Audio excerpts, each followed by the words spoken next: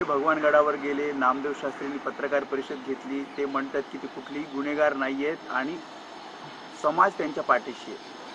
Pressure tactics. बघा, शेवटी या देशामध्ये राज्यामध्ये धर्माचं आणि जातीचं राजकारण मोठ्या प्रमाणावर सुरू आहे आणि ज्याच्या मागे जातीचं पाठबळ आहे त्यांना कायदा हात लावत नाही आपला, कारण मतं जातील. देवेंद्र फडणवीस यांची सुद्धा भूमिका तीच आहे, अजित पवारांची भूमिका तीच आहे. ज्याच्या मागे त्याच्या जातीची मतं आहेत त्याच्या बाबतीत कायदा नरम आणि वाकलेला असतो आणि जे कायद्याचे चौकीदार आहेत, गृहमंत्री आहेत, डेप्युटी सीएम आहेत, मुख्यमंत्री आहेत, ते सुद्धा जातीची ताकद बघून त्या नेत्याच्या मागे त्यांनी काय केलंय किंवा नाही केलं याच्यावरती विचार करतात. हे दुर्दैवाने या राज्यात सुरू आहे. चर्चा करणार नाहीत. धनंजय मुंडेंच्या राजीनाम्यावर आता चर्चा बंद होईल, कारण ज्या प्रकारे नामदेव शास्त्री म्हणतात पूर्ण समाज आता त्यांच्या बाजूने नाही, प्रश्न तोच आहे ना. आम्ही सुद्धा समाजाबरोबरच आहोत. समाज कोणता हा नाही, समाज हा महाराष्ट्राचा समाज आहे. पण महाराष्ट्रामध्ये एक जातीय राजकारण सुरू झालेलं आहे की जातीचं राजकारण आणि त्यानुसार नेते.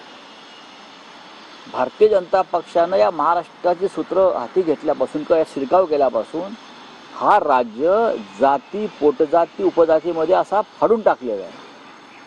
दुर्दैवानं देवेंद्र फडणवीस या राज्याचे मुख्यमंत्री आहेत.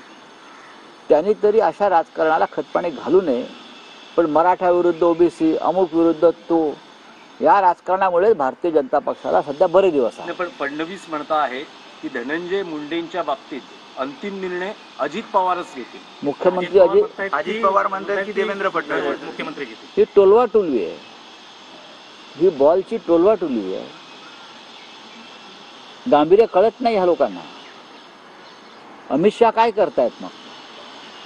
देशाचे गृहमंत्री आहेत ना ते.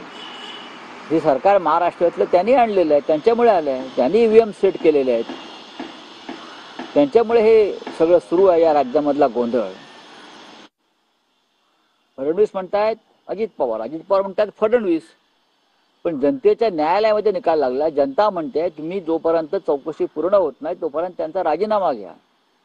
आणि दोन वरिष्ठ मंत्री आणि मुख्यमंत्री वगैरे जे कोणी आहेत ते टोलाटोली करतायत. महाराष्ट्राच्या जनतेला मूर्ख समजतायत ते.